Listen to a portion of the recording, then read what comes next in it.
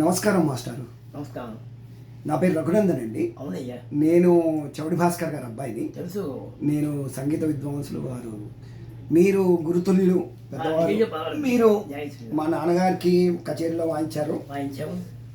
నేను తెలంగాణ కళారత్నాలని ఒక YouTube channel పెట్టానండి. ఓకే.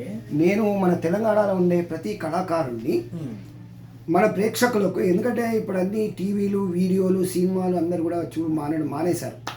ఇప్పుడు అంతా కూడా హ్యాండ్ ఫోనే, అంత ఫోన్లోనే యూట్యూబ్ ఏదున్నా కూడా యూట్యూబ్లోనే చూస్తున్నారు. మొత్తం హ్యాండ్ ఫోన్ అయిపోయింది. సో సాఫ్టెక్ హైటెక్ అన్నట్టుగా ఇప్పుడు మీరు మీ గురించి మా ప్రేక్షకులకు, మీ కళా ప్రయాణం గురించి, మీ పేరు, మీ గురువు గారు, మీకు ఎక్కడెక్కడ ప్రోగ్రాం చేశారు, మీ మీ కళా ప్రయాణం గురించి మా ప్రేక్షకులకు చెప్పండి. మీ పేరు అట్లా. నా పేరు నేమాని సోమయాజులు. మా జన్మస్థలం శ్రీకాకుళం. అయితే చిన్నప్పటి నుంచి మా నాన్నగారు మంచి సంగీత విద్వాంసులు. సంగీత విద్వాంసులు అంటే కచేరీ చేయడం కాదు, ఆయన భక్తిపరంగా భజనలు చేసేవారు బాగా. ఓకే. అది కూడా ఎంత ఇదిగా ఉంటుందంటే, ఒక డైలాగ్ చెప్పేవారు అప్పట్లో. బుర్రా సుబ్రహ్మణ్య శాస్త్రి గారి చింతామణి చింతామణి, నేమాన్ జగన్నాథం గారి భజనే భజన అని చెప్పుకునేవారు. అంత లెవెల్లో చక్కగా ఉండేది, మంచి గాత్రం. అయితే అప్పుడు మేము పిల్లలం. ఆయన వెనకాల భజనకి మా బ్రదర్స్ అందరిలో కూడా నేనే వెళ్ళేవాడిని. ఓకే. నాకు భజన అంటే అలాగే లాగింది ఇంట్రెస్ట్. నాన్నగారితో పాటు కూడా వెళ్తూ ఉన్నాం. అలాగా ఆ భజన వాళ్ళందరూ పాడుతూ ఉన్నాం. ఆయన గొంతుగా ఎంత చక్కగా ఉండేదో. అప్పుడు మేము పిల్లలు తెలిసేది కాదు. ఇప్పుడు సంగీత లోకంలోకి వచ్చాక అలాంటి గాత్రం గల ఒక్క విద్వాంసం నేను చూడలేదు. అంత చక్కని గాత్రం. ఓకే. అయితే ఆయనతో భజనకి వెళ్ళడం వల్ల ఏమైందంటే, భజన జరుగుతున్న సేపు నా కాన్సన్ట్రేషను మృదంగం మీద లాగింది. ఓకే. అప్పుడు నాకు మృదంగం అంటే ఇంట్రెస్ట్ కలిగింది. అది కలిగితే నేను మృదంగం వాయించాలని తహతహ. ఓకే. ఏం రాదు కానీ వాయించాలని లయ వాళ్ళు ఇవ్వదు కదా. అంటే మా జగన్నాథం గారి అబ్బాయిని కాబట్టి నేను అది అడిగితే ఇచ్చారు. నేనే ఇది నాన్నగారిని అడిగితే, నాన్నగారు నా కుమార్ ఛాన్స్ ఇప్పించండి, నాన్నగారు ఛాన్స్ ఇప్పించండి అని తినేసేవాడిని. పోయి మా వాడికి మాట ఛాన్స్ ఇవ్వయ్యా అనేవాడు. అంటే ఇస్తే ఆ పాటకి తగ్గట్టుగా వాయించాను. అప్పటికే మీలో లయ జ్ఞానం ఉంది. అందరికీ ఒకటి నేను ఏం వాయిస్తున్నానో నాకు తెలీదు. అదే కానీ చక్కగా నడిచేది. అదే నడక. అప్పుడు నాన్నగారు లేనప్పుడు కూడా నేను ఒక్కడిని భజనకి వెళ్ళి చదువుకోవడానికి వెళ్తున్నానని చెప్పేసి భజనకి వెళ్ళి అక్కడ కూర్చుని వాయించి వచ్చేవాడిని. భజనకి వెళ్తే నేను పాడడం గురించి కాదు, వాయించడం కోసం. అదే వాయించి వచ్చేవాడిని. మొన్నాడు వాళ్ళ ఇంటికి వచ్చి చెప్పేవాడు, నిన్న రాత్రి మీ వాడు చాలా బాగా వాయించాడండి అని. ఏమిదా నువ్వు చదువుకోవడానికి వెళ్తున్నావు అన్నావు. లేదు నాన్న కాదు, కొంతసేపు చదువుకున్నాను, ఏదో భజన అంటే ఇంట్రెస్ట్ పడిపోయాను అన్నారు. తర్వాత చెప్పారు ఆయన, నాన్న నీవు చాలామంది చెప్తున్నారు నీకు నేర్పించమని.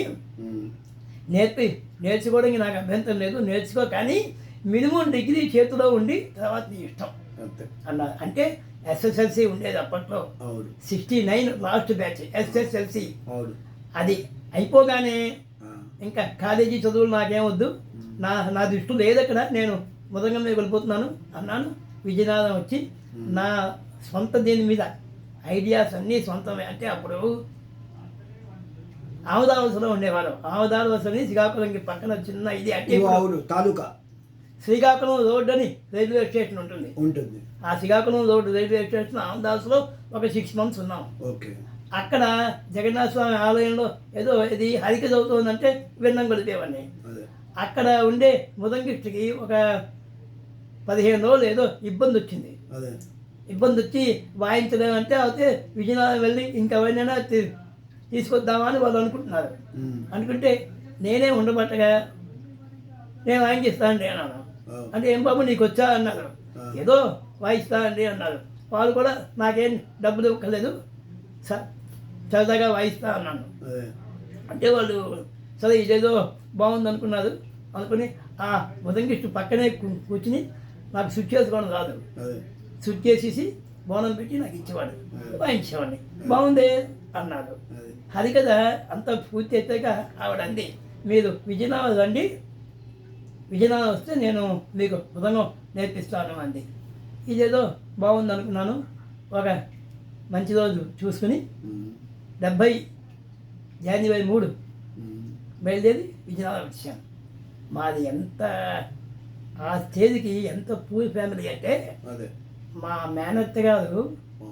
ఒక ఆవిడ మధ్యాహ్నం వేళ కూర్చుని కాలక్షేపం నలుగురిని పెట్టుకుని కార్తీక పురాణం చెప్తూ ఆ వచ్చిన డబ్బుల్లో ఒక 3 నాకు ఇస్తే నేను ఆమదాల నుంచి విజయనగరం స్టేషన్కి ప్యాసింజర్ టికెట్ కొనుక్కుని విజయనగరం వచ్చి అక్కడి నుంచి మీ వయసు ఎంత అప్పుడు? మా వయసు 15-20 16లో ఎస్ఎల్సీ అయింది. 17 అదే 16 ఏళ్ళకే అదే నేను కూడా అదే ఆ. 15-20 ఏళ్ళు ఉంటాయి మధ్యలో ఉంటాం. విజయనగరం వచ్చి ఈవిడ ఇంటికి వెళ్ళాను. ఈవిడ ఇంటికి వెళ్ళేసరికి ఈవిడ బాబు అక్కడ సంగీత కాలేజీ ఉంది, నా పేరు చెప్పి అక్కడ జాయిన్ అయిపోయింది. అప్పటిదాకా నాకు లోకం తెలియదు. అంటే ఒక జ్ఞానం కూడా లేదు, లోక జ్ఞానం లేదు, ఎవరు ఎలాంటి వాళ్ళో తెలియదు, లోటుపాట్లు ఏం ఆ, తెలియదు. అప్పుడు ఏదో ఆవిడ అమ్మనగానే ఆవిడే సరే అక్కడ నేర్చుకున్నారు. వచ్చేసాను. మీ గురువు గారు ఎవరు? అప్పుడు చెప్తాను. అప్పుడు నేను వచ్చేసాను విజయనగరం. ఆవిడ అంత ఇదిగా చెప్పేసరికి అంటే సత్రంలో భోజనం చేయకపోతే నా మీద ఒట్టే అని అన్నట్టుగా చెప్పేసింది ఆవిడ. సో అప్పుడు ఏం చేయాలి? వెనక్కి వెళ్దాం కదా, నేను ఏదో గొప్పగా ఇంట్లో నేర్చుకుంటానని చెప్పేసి వచ్చేసి ఇప్పుడు నేను వెనక్కి వెళ్దాం కదా, ఏదో తేల్చుకుందాం తాడో పేడో, అసలు ఆ సంగీత కాలేజీ ఎక్కడుందో చూద్దామని చెప్పి ఈ ఏ ముదంగిష్ట అయితే నాకు ఈ 15 days హరికథలో సహాయపడ్డాడు వాడి దగ్గరికి వెళ్ళాను. వెళ్తే బాబు ఆవిడ రమ్మందని వచ్చానురా, ఇలా అయిందంటేను వాళ్ళు అంతే బాబు వాళ్ళు అన్న.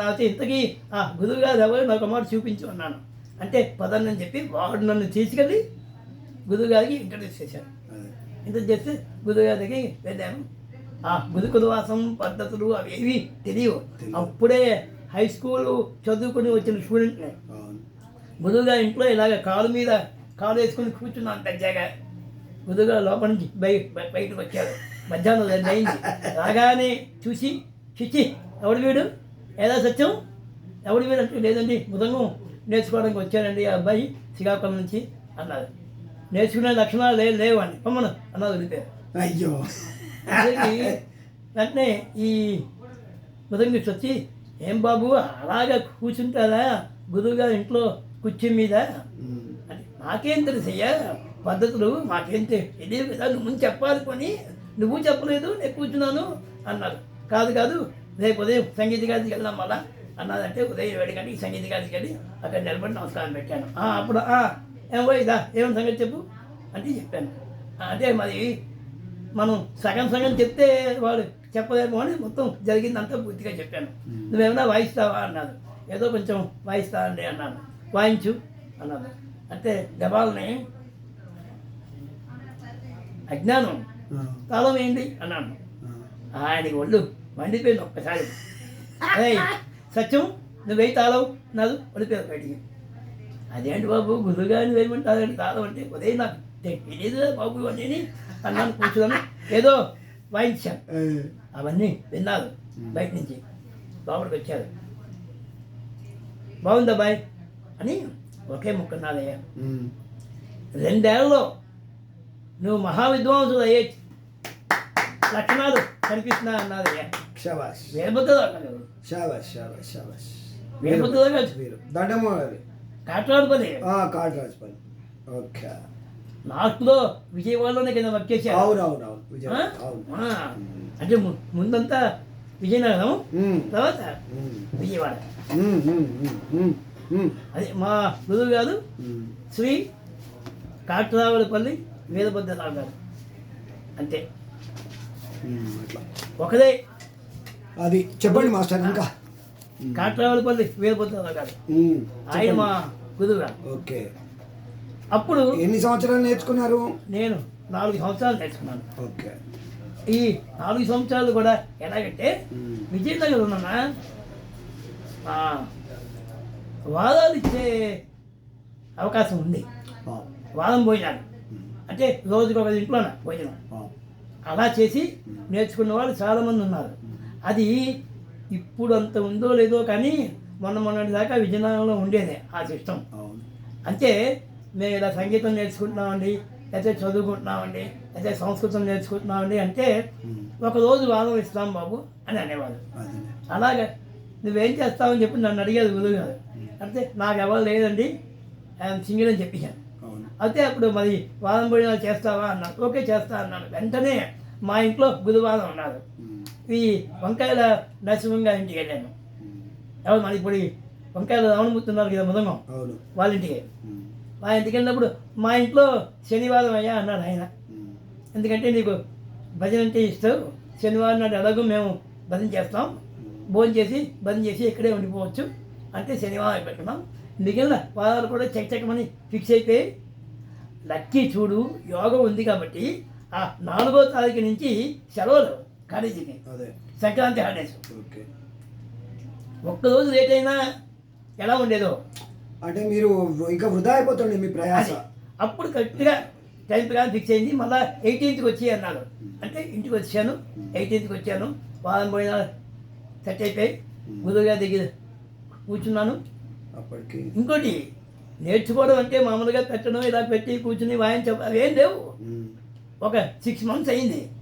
6 months అయ్యేసరికి ఏమయ్యా నీకు ఎందాక వచ్చిందో అడిగేది ఆయన. ఏం లేదండి అన్నాను. అదేంటన్నారు మీరేమి ఇంకా చెప్పలేదు అన్నాను. వస్తున్నాను వెళ్తున్నాను చెప్పలేదు అన్నారు. మరి ఇది అడగాలి కదయ్యా అన్నారు. అడగడం ఎందుకండి, మీ అంతటి మీకు చెప్తే అది ఇంకా బాగుంటుంది అన్నాను. వెంటనే ఏమనుకున్నారో ఏమిటో ఒక బుక్ ఉంది, ఆ బుక్ ఇచ్చారు. ఇచ్చి ఇవన్నీ రాసుకో అన్నారు. అంటే రాసేసుకున్నామండి అన్నారు. వచ్చాయా అన్నారు. వచ్చాయండి అన్నాను. వాయించు అన్నారు. వాయించాం, అయిపోయారు. అది అప్పుడు ఆయన ముందే చెప్పారు, ఫస్ట్ ఇయర్ వద్దు, ఎందుకంటే ఆల్రెడీ సంక్రాంతి సెలవులు అయితే ఇంకొక 3 నెలలే ఉన్నాయి. డైరెక్ట్గా జాయినింగే సెకండ్ ఇయర్లో జాయిన్ అయిపోయి ఉన్నారు. సెకండ్ ఇయర్ అయింది. ఆ సంవత్సరం ఫైనల్ ఇయర్కి స్టూడెంట్ లేరు. ఫైనల్ ఇయర్కి సర్టిఫికేట్ కోర్స్ పంపించడానికి స్టూడెంట్ లేదంటే ఆ టీచర్లు, ప్రిన్సిపాల్ వాళ్ళు ఎంత ఇబ్బందిగా ఫీల్ అయ్యారు. అది ఒక పెద్ద డిస్క్వాలిఫికేషన్ మీద ఆ రోజుల్లో. ఇప్పుడు ఉందో లేదు తెలియదు కానీ అప్పుడు ఏం చేయాలి ఎవరు ప్రిన్సిపాల్గా ద్వారం భావన అన్నారు. వీరభద్రరావు గారు మృదంగం లెక్చరర్. అప్పుడు ఒక ఐడియా వచ్చింది గురువు గారికి, మన వారిని డబుల్ ప్రమోషన్ ఇచ్చి 4th yearలో వేసేసి సర్టిఫికేట్ కోర్సుకి పంపించిద్దామా అన్నారు. అని ఏమోయ్ వెళ్తావా అన్నారు. నన్ను మీ ఇష్టం అండి అన్నాను. వెంటనే ఫైనల్ ఇయర్కి వేసేయడం, సర్టిఫికేట్ కోర్సుకి వెళ్ళడం, క్లాస్ అయిపోవడం. భావన గారు ఏమో వచ్చి అయ్యా మనకి 100% రిజల్ట్ ఉన్నది, సమయాలు క్లాస్ అయిపోయాడు అంతే. దాని తర్వాత ఇంకొక సంవత్సరం విజయనగరంలో ఉండి అంతే. ఏమిటి ఇంకోటి ఏం లేదు, లైఫ్ లాటరీ వేసాం అంత. నెక్స్ట్ ఏమిటి అంటే క్వశ్చన్ మార్క్, జీవితం ఉంటుందో తెలియదు, ఊడుతుందో తెలియదు, ఏమి తెలియదు. కానీ రోజు ఏంటంటే వారం భోజనం చేసుకోవడం, కాలేజీకి రావడం, ప్రాక్టీస్ చేయడం. రోజుకి 16 hours చేశాను అప్పట్లో. తర్వాత గురువు గారికి ఇంట్లో ఏ పని కావాలన్నా నేనే చేసేవాడిని. తర్వాత ఆయన గురు శిష్య పరంపర, గురుకుల వాసం 100% గురుకుల వాసం. గురువు గారు పడుకున్నప్పుడు పాదసేవ చేసేవాడిని మధ్యాహ్నం పూట. అది వెంకట గురుకులాలలో మునులు శిష్యులు చేసుకున్నట్టుగా రాత్రి పడుకోబోయే ముందు పాదసేవ చేస్తే పడుకునేవాళ్ళు. ఆయన పడుకున్నాక మీరు పడుకునేవారు. గురువు గారు నిద్రపోయేవాడిని. గురువు గారి కంటే ముందు లేచేవాడిని. ఆయన లేచి బాత్రూమ్కి వెళ్ళగానే పక్కలని మనసు పెట్టి వెళ్ళి నేను మళ్ళీ ఇంటికి వెళ్ళి స్నానం చేసి మళ్ళీ గురువు గారి దగ్గరికి వచ్చి తర్వాత అది ఎంత చనువు అయిపోయిందంటే ఆయన వెళ్తూ ఉంటే వెనకాతల బ్యాగ్ పట్టుకుని గొడుగు పట్టుకునేవాడిని ఓకే. గురువు గారికి. అలా తర్వాత ప్రియ శిష్యులు అయిపోయారు. ఆయన రిక్షాలో వెళ్తూ ఉంటే పక్కనకు కూర్చుని వెళ్ళాను సంగీత గారికి. అలా వెలిసకి కాలేజీలో భావనగా తెంచి ఏదో శంకరాభరణ సినిమాలో లాగా అయిపోయింది. అనిపిస్తుంది. కరెక్టే, రియల్లీ అదే న్యాచురల్ మీరు అలా జరిగింది. మీ అనుభవాలన్నీ కరెక్ట్ గా చెప్తున్నారు. తర్వాత ఏమైందంటే ఇంకా నాయన వైజాగ్ ఇప్పుడు ఉండే పిల్లలు ఈ వీడియో చూసి నేర్చుకోవాలి. చెప్పండి. అంటే ఇప్పుడంతా ఏమైపోయిందంటే మీ అనుభవాలు చెప్పండి. ఇప్పుడు వాళ్ళు వదిలేయండి. అలాంటి గురువులు లేరు. లేదు, అలాంటి శిష్యులు శిష్యులు లేరు. ఇంకోటి దానికి కారణం ఏంటంటే ఇప్పుడు డబ్బులు ఇస్తున్నారు. డబ్బులు ఇస్తారు. మేము గంటకి 100 ఇస్తున్నాం కదా, మీరు ఎందుకు చెప్పదు అన్నది ఎక్కడో ఉంటుంది. మేము ఒక్క నయాపస్ ఇవ్వలేదు. ఇది ఇంట్లో సేవ చేస్తూ నేర్చుకున్నాం అంతే. అది. తర్వాత వైజాగ్ డెవలప్ అవుతుంది, నువ్వు వైజాగ్లో వెళ్ళి సెటిల్ అవ్వ అన్నారు గురువు గారు. అప్పటికే మా ఫ్యామిలీ అంతా వైజాగ్ వచ్చి ఉన్నారు. వచ్చేసి కాబట్టి నేను వైజాగ్ వచ్చాను. అక్కడి నుంచి ఇంకా నా ఇది స్టార్ట్ చేశాను. ఏమిటి సాయంకాలం వయసుకి రామాయణం, సీరియళ్ళు, రాత్రి వయసుకి విడి కథలు, చిన్న కచేరీ అయితే మృదంగం. తర్వాత వైజాగ్లో ముల్లపూడి శ్రీరామూర్తి గారు ఉండేవారు. అవును. పెద్ద మృదంగ విద్వాంసులు. అవును. అంటే అంతా మా బానియే, ముల్లపూడి వారి బానియే అంతాను. అప్పుడు ఆ శ్రీరామూర్తి గారి దగ్గర ఉండు అని చెప్పారు గురువు గారే. అని చెప్పి శ్రీరామూర్తి గారి దగ్గర ఉన్నాను. శ్రీరామూర్తి గారు మృదంగం అయితే నేను ఘటం, చిన్న కచేరీలకి మృదంగం, ఇంకా మామూలుగా అయితే హరికథలు, బోధకథలు, ఒకటే డ్యాన్స్ ప్రోగ్రామ్స్ ఎన్ని వాయించాను. ఇప్పుడు ఈ తెలంగాణ రాష్ట్రం ఏర్పడ్డాక మీరు అంతకుముందు ఎన్ని సంవత్సరాలు ఉన్నారు? ఇప్పుడు ఎన్ని సంవత్సరాల నుంచి ఇక్కడ ఉంటున్నారు? నేను 87లో వచ్చాను ఇక్కడికి. 87. 87లో ఆల్ ఇండియా రేడియోలో జాయిన్ అయ్యాను. అంటే ఫస్ట్ అపాయింట్మెంటా? ఫస్టే లాస్ట్ ఒకటే అపాయింట్మెంట్. 87లో జాయిన్ అయ్యాను, 2010లో రిటైర్ అయ్యాను. Okay okay okay. అట్లా ఇప్పుడు మీ ఎవరెవరికి మీరు కచేరీలు వాయించారు మాస్టారు? నేను ఎవరెవరికి వాయించానంటే అది లిస్టు అందా ఒక పెద్దవాళ్ళ పేర్లు చెప్పండి. ఎందుకంటే నేను అంటే నిలా విద్వాంసులు కదా మీరు, ఆల్ ఇండియా రేడియో హైదరాబాద్. మరి పెద్ద పెద్ద హైదరాబాద్ ఏలో పెద్ద పెద్ద వాళ్ళకి వాయించి ఉంటాను. అందరికీ వాయించాను. రేడియో స్టేషన్కి వచ్చిన వాళ్ళందరితోనూ వాయించాను. అదే. ఇంకోటి నేను మృదంగంతో పాటు ఘటం విజయనగరంలో ఉండగానే గురువు గారు ఇంకా రాలేదని చెప్పి అక్కడ సంగీత కాలేజీలో ఒక ఘటం ఉంది. ఘటం ఉంటే దాన్ని తీసి వాయిస్తున్నాను. ఓకే. వాయించుకుంటున్నాను నేను. అదే. అది కూడా ఏంటంటే చిన్నప్పుడు శ్రీకాకుళంలో ఉన్నప్పుడు ద్రాక్ష పళ్ళు ఇప్పుడు ఈ ప్యాకేజీ డొక్కులు అట్టపెట్టులో వస్తున్నాయి. అప్పుడు కుండల్లో వచ్చేవి. ఓకే. ఆ కుండల్లో వచ్చినాయి ద్రాక్ష పళ్ళు ఖాళీ కుండ నాకు ఇచ్చి వేయ అనేవాడిని. పావలా. ఓకే. పావలాకి ద్రాక్ష పళ్ళు కుండ తెచ్చి దాన్ని కడిగి నీట్గా చేసి సాయంకాలం వాయించుకునేవాడిని దాని మీద. ఓకే. ఏమిటో అలాగా నీకు ఆ లయ జ్ఞానము దేవుడు ఇచ్చాడు మీకు. అలాగా వాయిస్తూ ఉంటే గురువుగారు విని, పోయి నీ ఘటం పట్టు చాలా బాగుందయ్యా, నువ్వు ఘటం వాయించు వెళ్తావు అన్నారు. అంతే, ఒకటే ముక్క వాళ్ళ నోటి నుండి వచ్చిన ముక్కలు అవి అక్షర వేదాలు, బుల్లెట్స్ అన్నట్టు. అంతే, నువ్వు వెళ్తావు అన్నారు. అంతే అంతే ఘటం స్టార్ట్ చేశాను. వైజాగ్లో అంతా ఘటమే, అవుతే ముదంగం లేతే ఘటం, అవుతే ముదంగం లేతే ఘటం. ఆ సందర్భంలో ఏమైందంటే ఒకసారి వేణ చిట్టిబాబు గారు వచ్చారు వైజాగ్ కచేరీకి. ఎవ్రీ వస్తున్నారు, కానీ ఆ సంవత్సరం నేను వెళ్ళాను విన్నంకి. వెళ్ళేసరికి కచేరీ నడుస్తోంది, తాళం వేసేవాళ్ళు ఎవరు లేదు ముందు. నాకు ఈ చిన్నప్పటి నుంచి ఈ తాళం వేయడం ఒకటి నాకు ఎందుకో స్ట్రాంగ్ అయింది. అంతా భగవంతుడు దయ. అంతే అంతే కదా. మరి విజయనగరంలో ఉన్నప్పుడు లాల్గుడి జయరామన్ కాదు, పాల్గాడు మనయ్య గారు వచ్చారు విజయనగరం. వస్తే మనయ్య గారు మృదంగం అంటే ఆయన మరి ఆయనకి తాళం వేసేది ఎవడు? అందరూ భయపడుతున్నారు. ఏం పోయి వేస్తావా అన్నారు. వేస్తానండి అన్నాను. పెద్ద విద్వాంసులు కదా.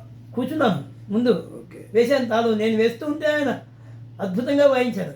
వాయించి నన్న కూడా అన్నాడు. అంటే నాకు అర్థం కాదు అప్పట్లో. తర్వాత అర్థమైంది, బాగా వేసావు అన్నమాట. అంతే అయిపోయింది. నన్నా పోడాచా అంటే అవును బాగా వేశారు. బాగా వేసాం సరే అయిపోయింది. దండం పెట్టేసాం అయిపోయింది. ఓకే. అప్పటి నుంచి నాకు అలవాటు.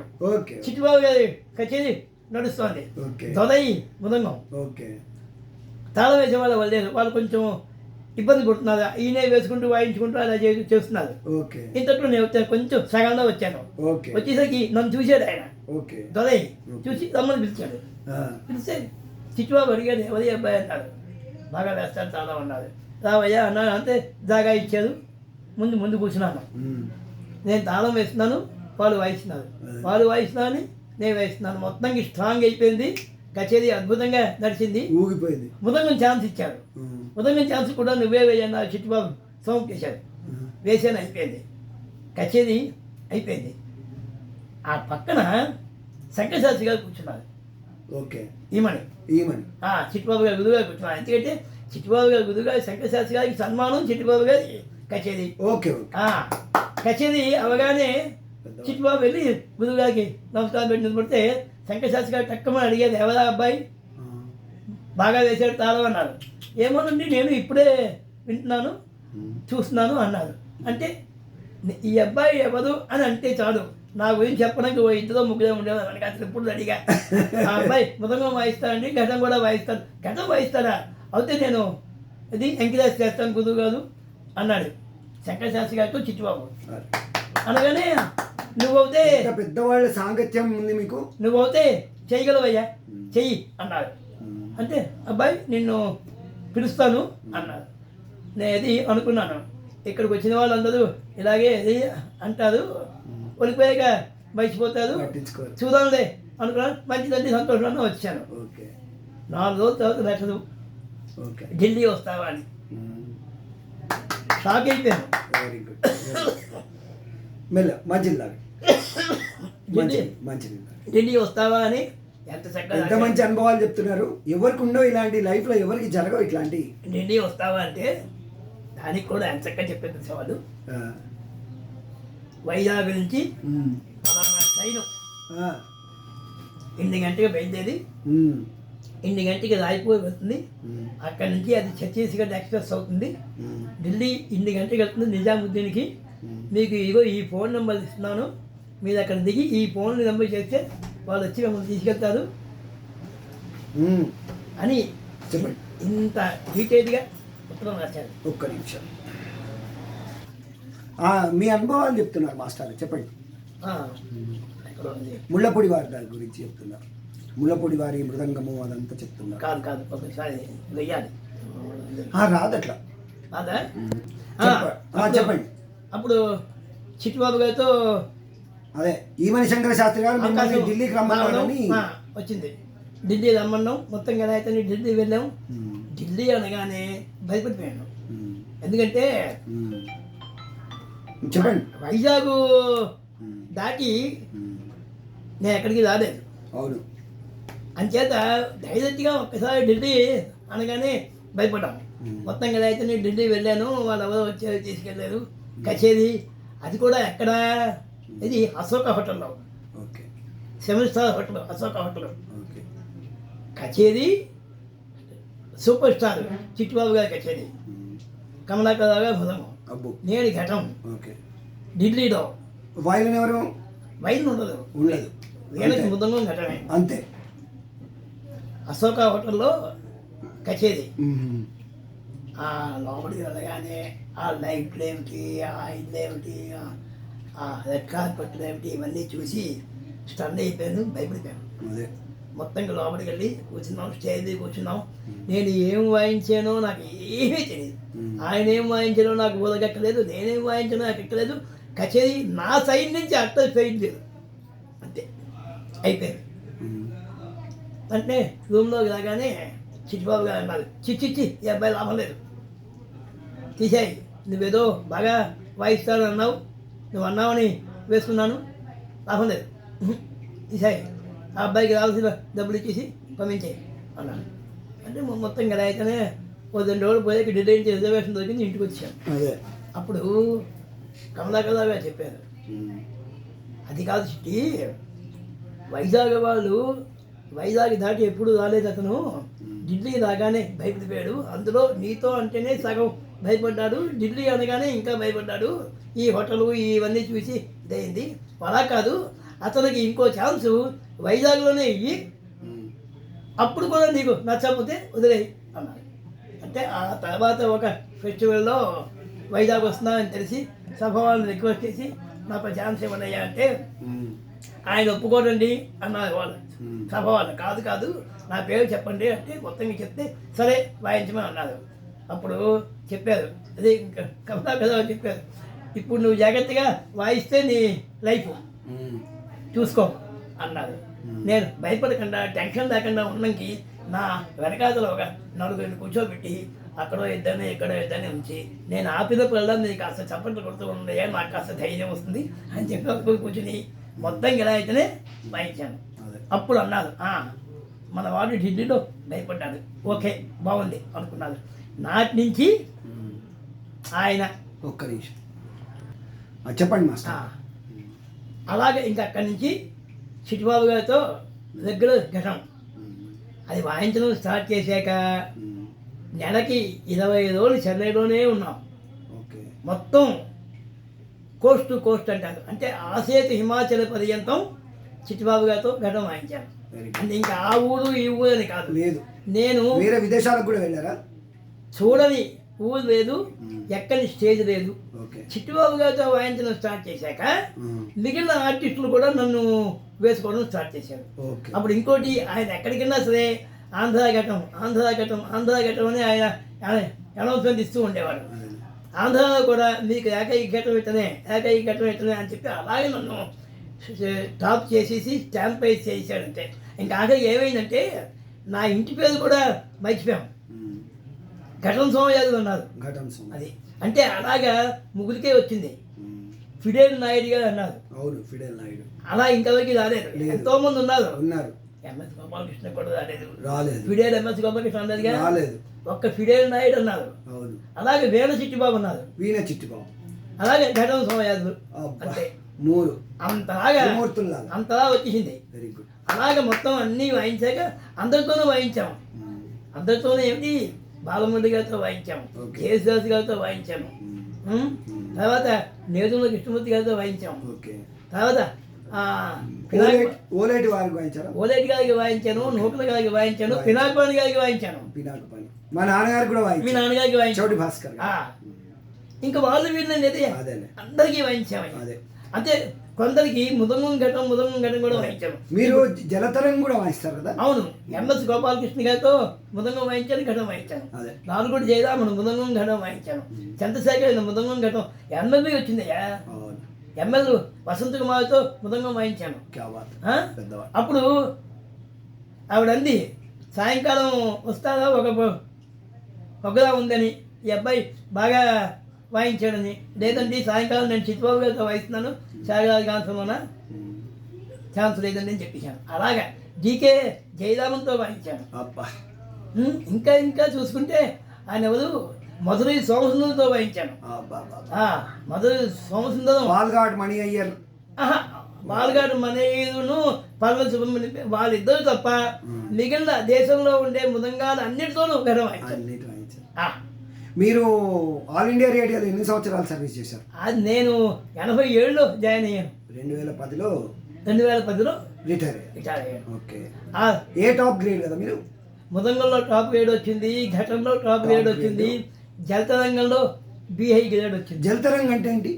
జలతరంగం అంటే పింగాణి కప్పులు, ఓకే, కొన్ని స్వస్థానాలు బట్టి కొన్ని కప్పులు పెట్టుకుని వాటిలో నీళ్లు పోసి దాని మీద ఒక రెండు పుల్లలతో సంగీతం వాయిస్తాం అన్నమాట. అంటే సప్తస్వరాలు పెట్టి వాయిస్తాం. అంటే ఆ కీర్తన తాలూకా స్వరాలు బట్టి పెట్టి ఆ కీర్తన వాయిస్తాం అన్నమాట. దాన్ని జల తరంగాలంటే వేవ్స్. మీరే సృష్టించారా లేకపోతే ఇంతకుముందు ఎవరైనా ఉండాలి? ఇంతకుముందు ఉంది, అంటే ఆంధ్రాలో ఎవరు లేరు. కానీ మన ఇది హైదరాబాద్లో హిందుస్థానీ జలతరంగం వాయించేవాడు ఆయన ఎవరు, మ్యూజిక్ కాలేజీలోనే దంతాలే జిఎన్ దంతాలే ఆయన ఫేమస్. ఆయన హిందుస్థానీ వాయించేవారు. కానీ నార్త్ ఇండియాలో ఇప్పటికీ ఉంది జలతరంగం. మీరు వాయిస్తున్నారా ఇప్పటికీ? వాయిస్తున్నాను. ఓకే. 25 సంవత్సరాల నుంచి వాయిస్తున్నాను. దానికి కూడా ఏంటంటే ఒక సుతీరయ్య ఆర్ట్స్ అని ఒక ఇది అసోసియేషన్ వాళ్ళు నాకు సన్మానం చేశారు. ఓకే. ఎప్పుడు 99 అనుకుంటాను. ఓకే. వాళ్ళు సన్మానం చేసి ఘటవాద్య చక్రవర్తి అని చెప్పి టైటిల్ ఇచ్చారు. ఓకే. అప్పుడు నేను ఒక 6 ఘటాలు పెట్టి ఒక చిన్న లైవ్ విన్యాసంలో చేశాను. ఓకే. లైవ్ విన్యాసం. అప్పుడు ఇది బాగుంది మళ్ళా వాయించండి అన్నారు. ఇన్ని ఘటాలు పట్టుకుని నేను ఎక్కడికి వెళ్తాను? అవును కదా. కాదు, వీటన్నిటికీ హాయిలను జలతరంగమే కదా, సరదాగా జలతరంగం వాయిద్దామని బుద్ధి పుట్టింది. ఇంకోటి, ఇంత సంగీత జ్ఞానం ఉంది, నేను వాయించని ఆర్టిస్ట్ లేరు. అంటే అన్ని రకాల సంగీతాలు నా బ్రెయిన్లో ఉన్నాయి. ఏం చేయాలి? మీరు ఎంతమంది శిష్యులను తయారు చేశారు? ఎవరన్నా ఉన్నారా? నా సుమారుగా ఒక 55 మంది శిష్యులు వచ్చారు. లెక్కకి వచ్చారా? 55 మంది శిష్యులు చెప్పాము. ముదంగా కళా ప్రవీణ అన్నారు, ఘటవాద్య విశారద అన్నారు, ఘటవాద్య చక్రవర్తి అన్నారు. ఇలా ఏవేవో విడుదల అయిపోయింది. మీరు ప్రభుత్వాన్ని ఏమైనా అవార్డులు వచ్చాయా? ప్రభుత్వం వారివి? ప్రభుత్వం వారు మిమ్మల్ని గుర్తించలేదని స్టేట్ గవర్నమెంట్, సెంట్రల్ గవర్నమెంట్ కూడా గుర్తించలేదు. మరి అది మీరు నాకు యోగం లేదనుకున్నాను. నాకు యోగం ఉంటే వాళ్ళ దృష్టిలో పడేవాళ్ళమేమో. బయోడేటా చాలా విశాలమైనది. ఈ భారతదేశం అంత విశాలంగా ఉంది మీ బయోడేటా. తర్వాత జలతరంగం వాయించడం స్టార్ట్ చేశాక నేనేమిటి మెయిన్ ఆర్టిస్ట్ అవ్వాలి అని, ఎందుకంటే చాలా అవన్నీ వీడియోలో ఎందుకు కానీ చాలా మిస్ అయిపోయాం. అందుకు మెయిన్ ఆర్టిస్ట్ అవ్వాలి. ఏం చేయాలి? ఓ వేలు వాయించామనుకో, 50 ఏళ్ళ నుంచి అబ్బో ఆ రోజుల్లో ఏమని అంటారు. వైలు వాయిస్తే మనం ఎంత బాగా వాయించినా కూడా ఎంఎస్ గోపాలకృష్ణంది అంటారు. పాడేమనుకో, అబ్బాయి బాగా పాడారు, కానీ బాలముది మరి వీళ్ళకి ఏంటి అలవాటు అంటే వాయించేది మనం, చెప్పేది అదే. జలతరంగం వాయించామనుకో, ఆ రోజుల్లో అని అన్నం ఎవరు లేడు, నేనే. ఇప్పుడు నా నెక్స్ట్ ఇంకెవరైనా చెప్పాలి. ఆ రోజుల్లో నియమాలు ఎవడు నేర్చుకోడు కాడు అక్కర్లేదు.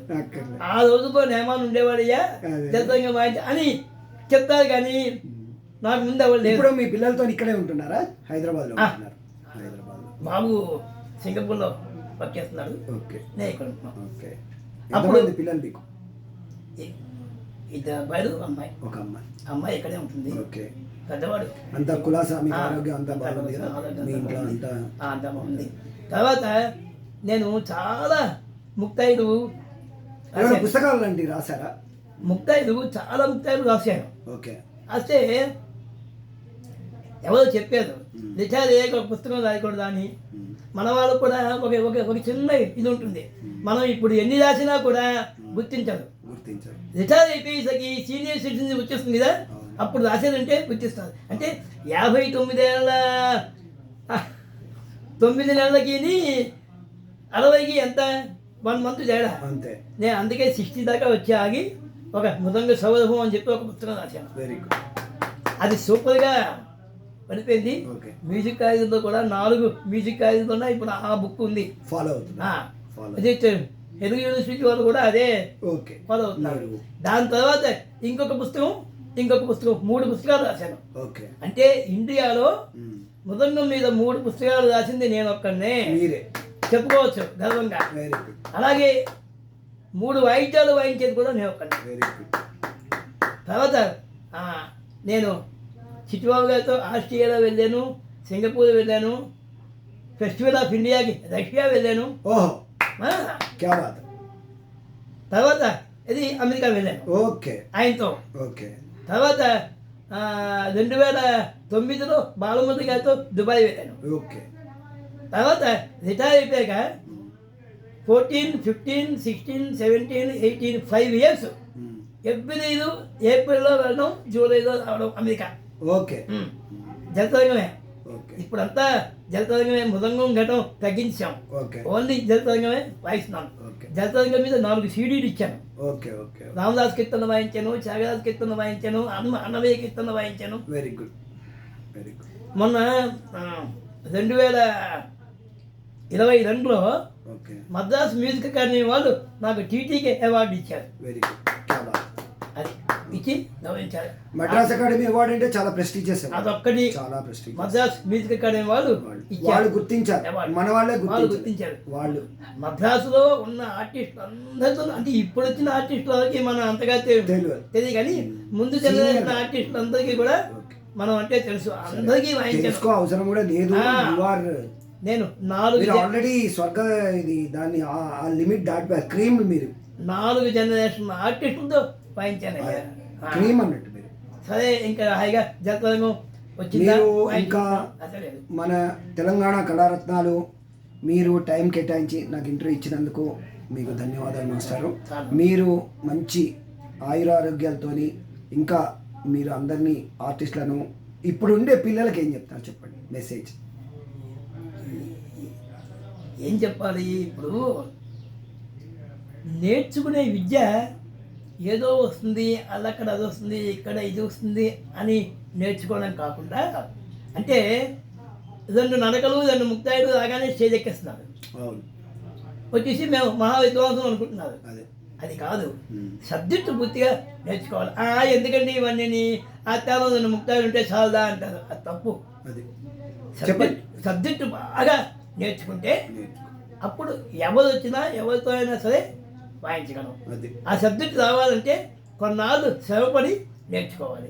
2 కచేరీలు వాయించగానే బీగిరేడు రాగానే అబ్బాయి మాకు ఇంకేం అక్కర్లేదు అనుకుంటే అది చాలా తప్పు.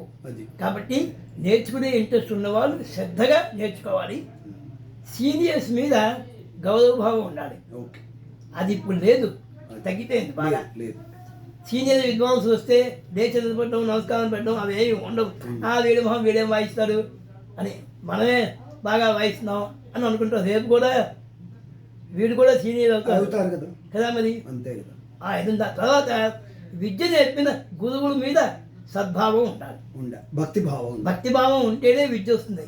ఈ విద్యలకి గురువు మీద కాన్సన్ట్రేషన్ ఉంటేనే నేర్చుకున్నా కూడా అనుకోతాను అది ఉండాలి, కాన్సన్ట్రేషన్ ఉండాలి, భక్తిభావం ఉంటేనే వస్తుంది. ఇప్పుడు ఒకటి దగ్గర నేర్చుకుని ఎవరి టాప్లో ఉంటే వాడి పేరు చెప్పేసి అలాంటివి చేస్తే గురువు బాధపడతాడు. అది భ్రంశం, అది ఎక్కువ కాలం నిలవదు. అది కాబట్టి శ్రద్ధగా నేర్చుకోండి, బాగుపడతారు. నాయన నాకు ఇది అవకాశం ఇచ్చినందుకు అభినందనలు. నీకు చాలా సంతోషం, మీ బ్లెస్సింగ్స్, ధన్యవాదాలు. అయ్యో ఎందుకంటే మీ నాన్నగారు నేను మంచి మిత్రులు ఆ రోజుల్లోన. రేడియోకి వచ్చేవాడు, రేడియోకి వస్తే వాయించాము, బయటికి వచ్చేది కూడా వాయించాం. ఒక ఒక ఒక చిన్న లెక్క విషయంలో మీ నాన్నగారికి నాకు ఏది అభిప్రాయగానం వచ్చింది. వస్తే కలిసిపోయారుగా. నేను చెప్పాను ఉడుకు కానీ మంచోడు, నేను చెప్పాను అది తప్పండి అన్నాను.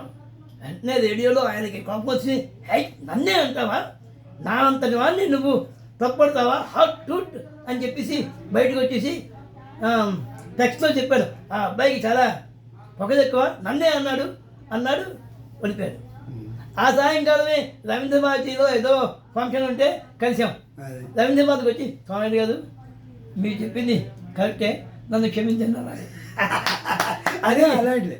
అది ఇది అంటారు చూడండి, పండితులు కలిస్తే మంచి మాట ఉంటుంది. అప్పుడు ఇంకా అంటే ఇంకా గాడిదలు కలిస్తే తన్నుకుంటారు. ఎప్పుడు మీరు కలిసినా కూడా పండితులు కాబట్టి మాట్లాడుకున్నారు. ఏదన్నా లెక్క విషయం వస్తే ఆయన అడగండి అనేవాడు.